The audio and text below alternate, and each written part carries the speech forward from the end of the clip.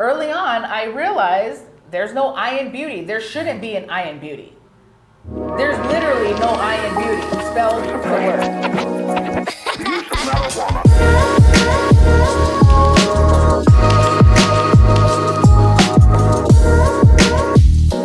Hi, everybody, and welcome to There Is No I in Beauty. My name is Priscilla Smith. I am the founder and CEO of Paixão.co, and this is my son. Hello, my name is Nakai Smith, son of Priscilla Smith, and we're gonna bring some excitement. We're gonna bring some things that are fun. So we decided to start this podcast because there's been a lot of talk about just the nail industry in general, and what happens when somebody decides to go to beauty school, what happens to nail techs when you are in school. Then furthermore, what happens to nail techs when nail techs graduate beauty school, and the list goes on and on and on and on. And so my son, he actually is part of Paixão.co now. And so his take on all of this is really like the outsider kind of looking in. And also because he's my son and he's seen the behind the scenes stuff that many people have never experienced or have seen in the growth and the patterns of how my salon went from being nobody, not anything, to what really drove our success, and really the whole idea and the concept of there's no I in beauty is really what drove my company to succeed. And so he's here to kind of ask the questions that many people have longed for years, have wanted to ask me about, and they just don't. Maybe because they feel like it's not appropriate, or perhaps they just don't know how to ask. They don't have access to me in that type of way. Well, he does, and he's not afraid to ask those questions. So he's gonna keep me kind of grounded, and just ask those things that people might be afraid to talk about. Not only that, but also bridging the gap from what you think is possible to what you can achieve. And so bridging the whole gap between the questions that you want to ask versus the answers that you want to receive. Because I'm from the outsider perspective, I know what the answer you're actually trying to look for. And I know how to ask those questions, and we're going to ask some of those questions today. And so make sure to follow us on Instagram. I am Priscilla Smith is my Instagram handle. We're also going to be posting these videos on YouTube at I am Priscilla Smith. Everything is going to be I am Priscilla Smith essentially. So if you're on Facebook, Instagram, YouTube, it doesn't matter. If you look up I am Priscilla Smith, that's where you're going to find all of this. And so let's jump right in. So I think for the first episode, I think it's important that you guys understand the story behind Paixão and how it all came about. Many of you who know me essentially already know the journey that, not so much the journey that I've taken, because there's a lot of that I have never shared with anybody. But many of you might already know the trajectory that we're trying to get to, right? And essentially it all is basically, it surrounds itself around this idea of there's no I in beauty. So there's something pretty incredible that we're going to be talking about at some point and showing you guys where we're headed. So to the story. So basically, I think the more you start chiming into these videos, like the story is so massive. There's so much information and value that got me to where I'm at today that I can't put it all into one video. Like it would take me 2 hours to tell the story from start to finish. So as you guys start chiming in, you'll hear little bits and pieces of where, like, what happened here that led to this, and what happened here that led to that. So I really encourage you to watch as many videos as you can and just start chiming in. We're gonna do these as often as we possibly can. But for today, I'm just going to go over the meat of the story of how Paixão came about. And several years ago, I was registering my young daughter, my middle daughter in high school, and the woman sitting behind the table recognized me, and she asked me, she said, "Hey, I know you." She said, "Do you still like nails?" Now, I had no idea what she was talking about. And when she asked me this question, I don't even know if you know this story, but you've heard it? Mm-hmm. All right. Yeah. So were you there that day? No. Okay. No, I was not. So she asked me if I still like doing nails. Didn't know who she was, and then she proceeded to remind me that she was the secretary of the principal at the high school that I went to. And apparently I was always in trouble, but unfortunately I was doing stuff that I shouldn't be doing, right? Drugs and whatnot. And so I did not remember any of this. And so apparently I would go to her office on a daily basis, and we would sit and talk about nails.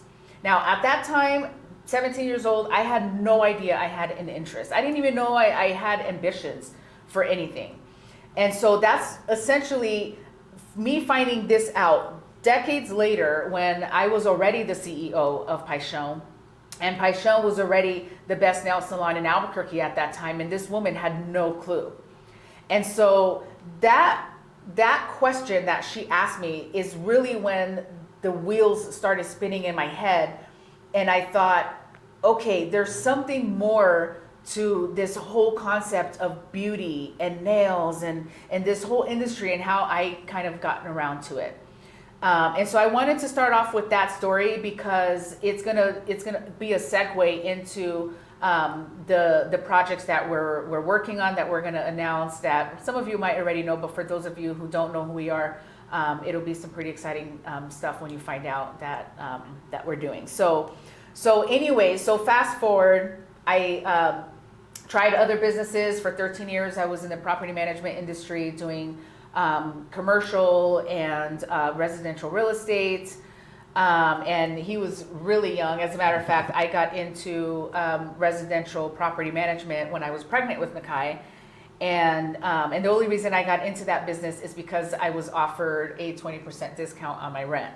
And so I thought, sign me up. I'm broke. I was making $7 an hour at the time. And so we needed the money. So I did that for 13 years, became extremely good at that business. And, but there are some lessons that I learned being in that industry as well. And if you want to learn more about that, you can purchase my book. It's called Unraveling Passion. And so after 13 years of being in that industry, when I left the industry, I started working on my niece's nails. Some of my friends asked me to do their nails. And one of my good friends asked me if I would consider doing this for a living and getting licensed. Now, that same day that she asked me that question, when my husband got home, I wanted to talk to him about it. And I approached him and I said, hey, babe, I wanted to ask you a question.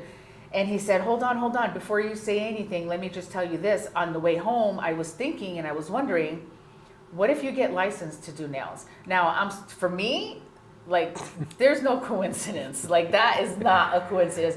So I didn't even tell him, like, oh, so-and-so was thinking, da-da-da. When he said that, I just looked at him and I said, I think that's a good idea. That works. And that's really where the journey started. And so fast forwarding, after I went to beauty school, when I graduated, there was a massive problem that I found. And that was the resources and the opportunities that was available to nail techs at the time did not exist. And so I made a decision that I wanted to help nail techs because there just wasn't anything available. I think before we kind of move forward, I think it's important that we kind of notice, as a beginning nail tech starting in the industry, the resources that were available to you then weren't as much as what we have now. But what was what were people telling you in school about the nail industry? Oh man. Like, what were they telling you was the best course of action? So two things. First and foremost, when I was in school, and this still happens today, is we're convinced that in order to succeed, you have to be on your own. And actually, there's a stat that we just saw Yeah. with that. Yeah, so 80% of nail techs work alone.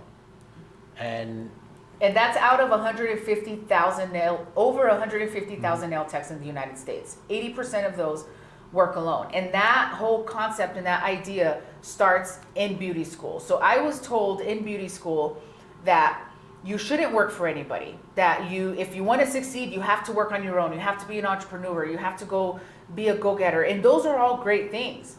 But when you're brand new in the business, that's not good advice. It's just not. And that's what I've learned along the way, that's not good advice. The other thing that I was taught in beauty school, and this one, it really kind of it really bugs me because it's just not practical. So in school, and for those of you who have attended beauty school, you'll know exactly what I'm talking about. So you go in to sign up to be a nail tech. You already know you want to do nails, and then you're convinced to do the full program, right? That's number one. And the reason why they encourage you to do the full program, so basically in New Mexico, you're tacking on an additional 1,000 hours of school so that you can learn how to do nails, and then you're going to learn how to do skin and hair and makeup and lashes and all these great things. And it sounds great. Yes, I want to do it all. I don't know how many nail techs that I've interviewed, and a lot of them tell me I want to do it all. Well, I know exactly where they get that from. So what we're told in beauty school is get the most money you can from each client. There's some truth to that, but the problem with that is the idea that they're sharing is not what you think. What they mean by when they say get as much money as you can from one client, what they mean is, hey, when a client comes in, you can do their hair. While they're processing their hair, you can go do their nails. After you're done with their mani and pedi, you can go do their facial. And then you can make so much money from that one client. That's not practical, you guys. I've been doing this now for over a decade. And I honestly, there's been one person that I know of that has actually done what the schools say clients should do, or how you should sell your clients. One person in over a decade. And not only that, but how many clients want to sit in a salon all day long? Nobody wants to sit in a salon for 10 hours a day. No matter if you're paying you service. $800 for a service and being there for 10 days. It's just not practical. Not at all. And so those are the two top things that I was told while in beauty school. That in all honesty, if I'm being very frank and blunt, is wrong. Oh yeah. It's crap. Mm-hmm. Like that, excuse my French, but I'm not even gonna get into that. Not excuse my French. I'm gonna try my best. When I get really passionate about things, sometimes I tend to drop words that I shouldn't drop. So I'm gonna try not to do that. But it's just not right. Yeah, I think it's important to know that background of where we actually get our thoughts and our ideas from, and what's influencing those thoughts and ideas. Because in interviewing nail techs, I hear it over and over and over again. Over and over again. I want to do my own thing. I want to do my own thing. I want to do my own thing. And that's kind of where this podcast stems from. The title of the podcast, There's No I in Beauty. Because there's no way you can achieve almost anything by yourself. You're gonna be a professional. Gosh, I just heard somebody say this too. I can't remember the exact words, but you're gonna be really good at nothing if you don't figure out how to master one thing. Yeah. So with the whole there's no I in beauty, if you were able to do it alone, you wouldn't even need your clients. So just the concept of you being on your own doesn't make sense because you need your clients in order for you to do something. And not only that, you need more people to come along with you in the ride and show you how to get past the problems, the missteps, the gaps, and all that. And I think that's that 80% of nail techs that work alone, by themselves, for themselves. I think that's huge. Now, another stat actually that I want to throw in there is something that I learned from a mentor. And this person is a pretty prominent nail salon, just in general. He's a prominent salon owner here in town, and he's been in the business for over 30 years here in New Mexico. And there was a stat that he shared with me years ago, and that stat was that 86% of people that get into the beauty industry quit within the first year. And I believe that whole idea, for one, I think it's a tragedy because it's a great industry to be in. It helps a lot of people escape unwanted lifestyles and unwanted situations in their life because you're teaching yourself a trade, and it's a way that it's a very lucrative industry to be in where nobody can ever take that away from you. And to learn that 86% of people end up quitting within the first 12 months is pretty sad. And so now, going back to the story of Paixão, that stat is really what allowed me to really hone in on what happens in that first year of a nail tech's career. And so that started the program and the plan behind Paixão when I opened the salon, where I made a decision to only hire graduating beauty school students. And during their first year, my number one focus was to teach them everything I knew, from how to build a clientele to how to talk to a client, what to expect during the first year, what's normal during the first year. All of those things I just started documenting and really focusing on exactly all the different things that they experienced during that first year. And sitting here today, 7 years later, I'm happy to say that for every person that I've hired, and there's been dozens, whether they're still with me today or whether they've moved on their own, over 95% of them are still doing nails. And to me, I think that's a pretty cool thing to have seen and to have the privilege to be a part of their careers and their journeys the way that I've been able to do. So Paixão essentially is a training salon. We have been a training salon for many, many years, basically since the time it opened. And the whole idea was to get nail techs past that first 12 months. Yeah. And many of them, gosh, they've been doing nails now for a long time.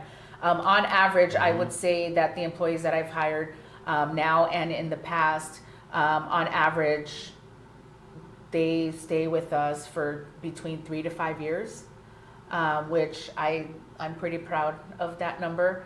And then we'll get into that too in another episode where we're going to talk about, the 3 to 4 year itch. There's an itch once you hit that third year of being a nail tech. There's an itch that starts happening, and then you just start questioning things, and I've seen it happen over and over again. And I'll tell you what, that's it's a challenging time for the business owner and for the person that's experiencing that freaking itch. And so stay tuned, because we are going to talk about this itch in another episode, but we also have a solution to that itch that we're going to talk about too, and we haven't even dropped this knowledge to anybody. Very, very few people in our very small circle know what we're going to be implementing to solve that problem. Yeah. So what else did you want to talk about on episode 1? Really, we're just wanting to tell you guys the story to kind of set you up for what's coming. Just setting the stage for all the things that we're going to be sharing from our experiences in the industry to help you progress in this field, in this career? So essentially, just to not necessarily recap, but Paixão came from the thought of solving two problems. The first problem was the problem of the client experience. And that goes back to, 20 years ago, if not more, where I went to a local salon and I caught the gnarliest toe fungus that you can imagine. Gross. It was nasty. Sorry, son. Disgusting. It was a terrible experience. My toenail turned black. The doctors wanted to basically remove my toenail and put medicine inject medicine into my toe so that my toenail would not grow back. And I refused that service. I did not want to do that. I was young. Like, I liked wearing sandals. I didn't want to walk around with no toenail. Like, to me, that just, who wants to do that? And so, so at the time, I had to take this very strong medicine that attacks your liver. And so I was supposed to essentially take a blood test before, during, and after this treatment. And I had to do that treatment two separate times in order to get rid of this thing. And so that was the first problem that I wanted to solve when I opened Paixão. Was the issue of how clients are mistreated in nail salons, from when it comes to cleanliness, when it comes to how they're spoken to, and essentially, basically, like, just all around. There's a lot that goes on behind the scenes in a nail salon that clients don't realize. So that was one of and we'll get into that too. But that was the first solution the first problem that I wanted to solve when I opened up my own company. And then the second problem was the issue that we've already talked about, which is the issue of how beauty schools are not preparing nail techs for the career. Yeah, I'm not sure if you mentioned that you were looking for a salon to train, coach, mentor, develop you. So after I graduated, so coming from the corporate world, it's very normal to shop your comps and to, like, walk in and be like, hey, can I talk to your manager? Be like, hey, yeah, I manage such and such property, and learning about your submarket, and if you're in real estate, you know what I'm talking about. But it was very normal to, like, share information. And so when I graduated beauty school, I hit up all the top nail techs in town, and even some nail techs that were top nail techs outside of New Mexico. And I started asking questions, and I kid you not, dude, I got the stiff arm. Like, people were looking at me like I was a freaking psycho. They're like, why are you asking me questions? And I'm like, well, dude, like, I just wanted to know what colors you used on that picture that you posted. Like, you know, they did not want to share information. So I realized early on that I became competition stat. As soon as I stepped foot outside of that beauty school, I was already competition, and nobody wanted to share anything with me. And that really pissed me off. And so that just basically like spearheaded me in a direction where I'm like, okay, cool. Like, if you don't want to share information with me, a brand new nail tech I'm really just looking for a mentor to teach me how this game works. If you don't want to help me, then guess what I'm going to do? I'm going to open up a salon, and I'm helping everybody. I'm going to sing like a freaking canary, and I'm putting it all out there. And share it for free. And I shared it for free. Like, I was not getting paid for any of this, and I really didn't care because, again, early on, I realized there's no I in beauty. There shouldn't be an I in beauty. There's literally no I in beauty. Spell the word. Come on. Beauty. Like, there is no I in that word. And there shouldn't be an I in that word. And so I'm very passionate about, you know, just share information, bro. Like, there's enough people on the planet to make everybody successful. Like, I promise you, even in the small town of Albuquerque, Rio Rancho, and all of the surrounding areas, I think the population in all of New Mexico is like, what, not even 2 million people? No, not quite. Even then, you couldn't even accommodate less than 1% of the population on your books. So don't tell me that that there's competition. Like there shouldn't be competition. There's enough to go around. So don't even get me started on that because I could keep going for days. Yeah, we'll close on this first episode. So stay tuned for the next episodes. And we're just going to start building on to all of this. If you guys have anything specific that you want us to discuss, if you have any questions, you can send me a message on any of my platforms. I am Priscilla Smith. And we'll touch on that subject. But we really want to make sure that we're bringing as much value as we can for you guys. So this was just kind of telling you the backstory about Paixão and how this whole thing came about. But from going forward, really, we're just going to continue building on that and bringing as much value as we can. Yeah, make sure you put those questions in the chat as well, because this will be on YouTube. Oh, yeah, that's right. Yeah, so put the questions in the chat. This will also serve as any questions that we haven't thought of that you might have, that somebody won't even answer for you because you try to go to them and they thought you were a competition. Very similar. Yeah. So I don't know how to refer to you as mom or Priscilla. It doesn't matter. That's weird. She's mom. So it's a mom she's son mom. duo, and we'll get into that subject too. But yeah. Yeah, so we appreciate you for watching. If you made it to the end, make sure to follow us, subscribe, follow I am Priscilla Smith with 2 L's on Instagram, Facebook, and YouTube. And then my name, Hi Smith, it'll be in the bio. And is that it?